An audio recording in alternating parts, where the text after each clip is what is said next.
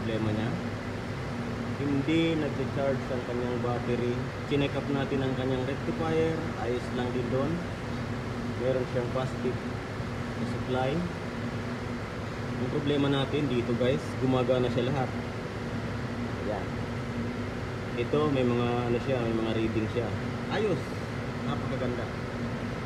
Ang pag-diagnose niyan guys, iisa-isa nyo, ididikit nyo sa body ang multimeter tester nyo. Mamaya pakita ko dala kasi ng utol yung digital tester natin. Anuhin nyo yan guys. Dito parehas yan, may mga connection. Iisa-isa nyo yan, ididikit nyo sa body ng makina.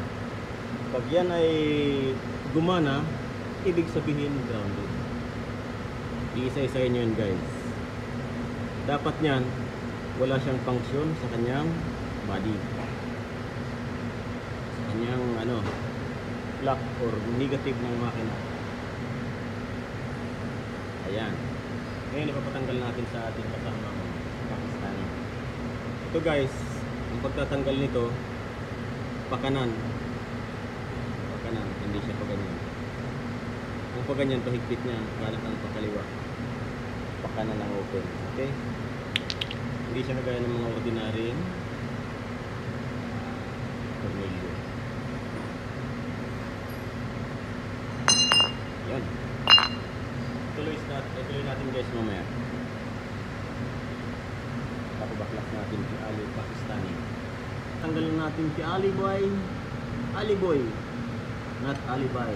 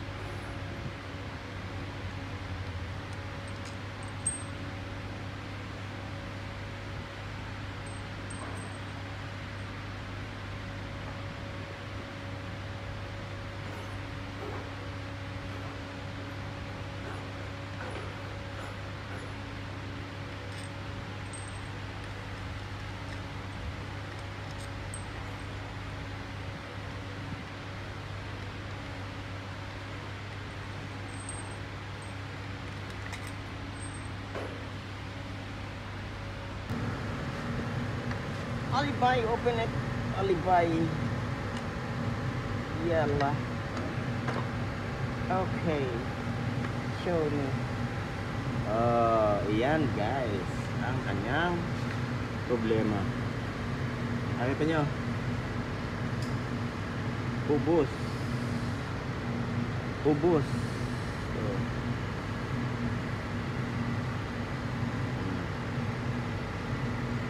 siya guys, ubos. Ayun. Ngayon, ang naging dahilan ng kanyang problema ay napakita natin. Ayan, tanggalin natin sa kanyang stand. Ito guys, dahilan. Ayan, kita niyo ang bolts na yan. Ayan. Ito lang bolts dito, kaya kinain. Ayan siya guys. Isa, dalawa, tatlo. Lagyan natin ang ilan guys. Isa, dalawa, tatlo. Dito yan guys nakakabit. Ayan o. Naputol ang tornilyo. Ayan. Naputol yung ganitong allen rings bolts. Ngayon, tatanggalin natin to guys. Alisin natin yung one way clutch. Bubunutin natin ang tornilyong yan, naputol. Tapos papalit tayo ng stator. Once na mag-grounded yan guys, pag sinukat mo dito ng multimeter, nag-grounded siya dito sa body, kahit alin dito guys, kahit alin dyan, hindi magcha-charge ang inyong battery. Kahit hindi sira ang ganyan guys. Merong mga hindi nagcha-charge na hindi sira ang ganito. Basta grounded siya dito, alam mo na, papalit ka ng sticker. Ayan. Ayan.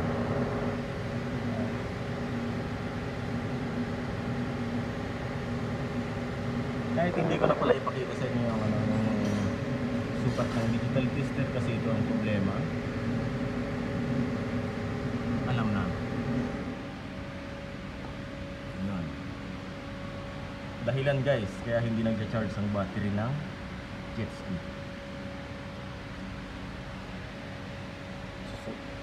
Yung multimeter mo dito at saka dyan sa body. Pag grounded, palitan nyo yan. Sigurado yan, 100% yan guys. Yan ang problema. Basta titingnan nyo muna ang rectifier kung gumagana ba talaga o hindi.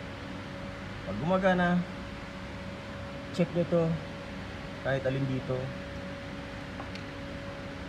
sa body, 100% yan guys. Ito ang problema. Yan. Ngayon babaklasin na natin to. Babaklasin natin ang kanyang magneto. Tatanggalin muna natin itong lock niya. Sunod magneto kasama ang one way. Ayun. Ito natin yung paano yung baklasin. Alisin natin kasi napabunot natin ang tornilyo. May damage na rin ang magneto.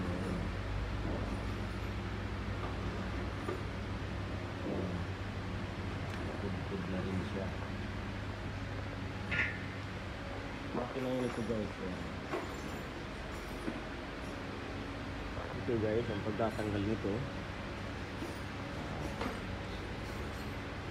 Drive shaft ito ng Superjet. Ito yung ginawa nating susi para dito, para mai-lock natin yan. At para matanggal itong lock na ito. At ang pagluluag naman ito, kailangan may lock siya dyan. Ayan. Nakalock yan para maiikot mo to ang pagtanggal niya. Ang iba pinupukpok yan, pero hindi. Kami hindi guys, dahil gumawa kami ng special tools. Special tools para sa pagtatanggal nito. Ayan. Binibira lang namin yan ng ganyan guys. Ang iba pinupukpok yan. Pero pangit yun kasi nasisira yung coupler. Yung coupler ano niya, guide, nasisira ito. Yan, gano'n yun. Kadalasan ng mga ginagawa sa iba, pinupukpok nila yan. Mali yun guys. Ngayon tatanggalin natin ito guys. Yung tigas niyan. Itingnan nyo kung nakalapat yung bago nyo lagyan ng lock. Ganyan. Nakalock siya dyan. Para mabira nyo siya. Natin kung nakalock na. Ayun, nakalock na siya. Ilagay na natin yung number 12 sa loob. Meron siyang number 12 dyan guys na lock. Bago natin ito bibirahin din.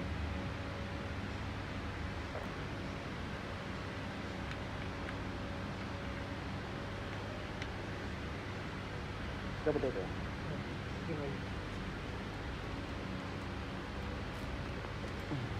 Gamitan natin ng extension, tubo, kasi matigas siya.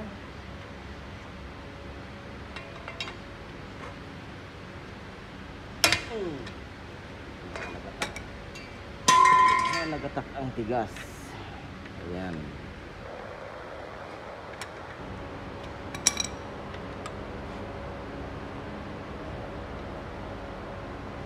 Ayan, maluwag na siya. Meron siyang lock para hindi ito magbuka, magluag. Ayan, ito naman Full OG ali.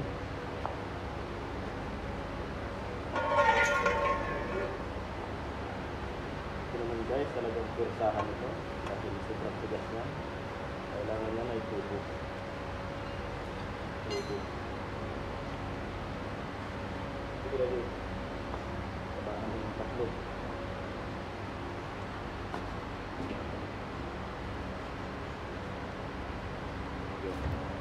Kamay na. Ay, hindi kaya.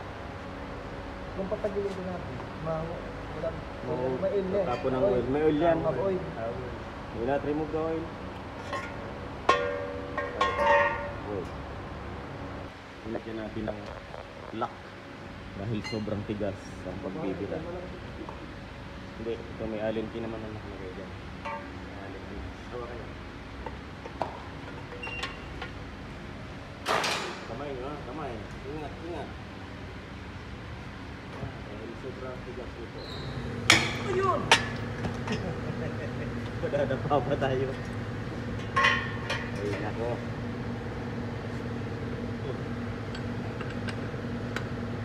Tagal mo natin yung lock pala. Matigas pa rin.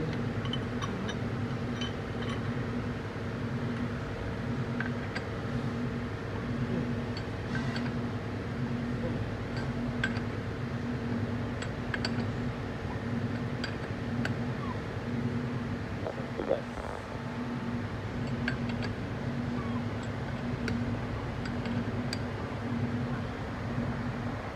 Yan na. Lumuag na. Alin rin siya na kailangan mong luwagan para matanggal mo ito. Ngayon, tatanggalin naman natin ang magneto. Yung magneto na yan.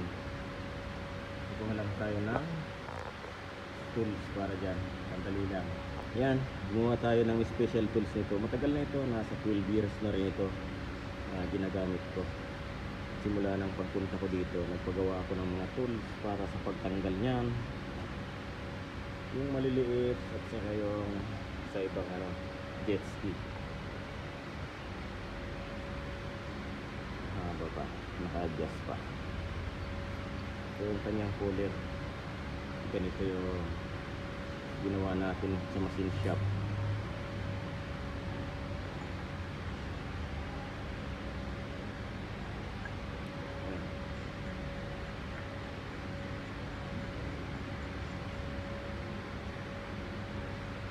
Okay. Yan, gagamitan natin ito ng number 24 saka impact drill. Impact tool.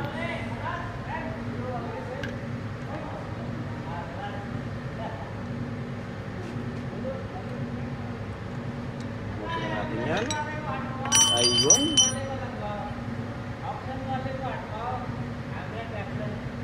Yung mga ibang lahi na to.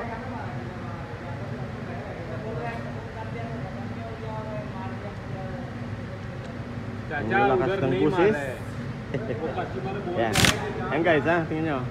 Tingnan yung maigi. Lipat natin ang camera.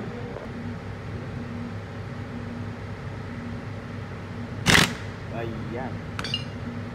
Nahugot na natin siya. Alisin na natin yan. Tanggal na yan. Ayan. Okay. Aalisin natin tong flywheel. Yung tinatamaan ng kanyang ayos pa. Aalisin natin tong one-way housing and one-way clutch. Itong clutch nya or one-way bearing. Ito yung housing.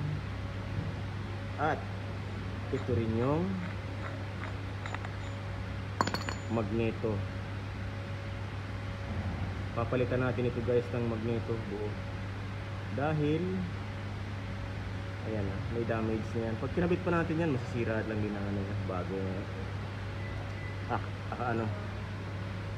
stator. Ito guys ang dahilan kaya hindi nagka-charge ang kanyang battery. Naputulan ng bolts. Naputol yung ganito. 3 piraso. Ito yun guys. Okay?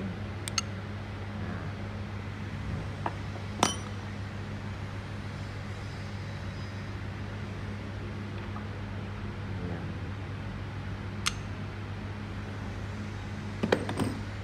Papapalitan natin ang magneto assembly at saka yung stator.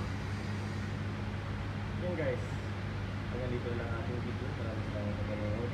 Bye bye.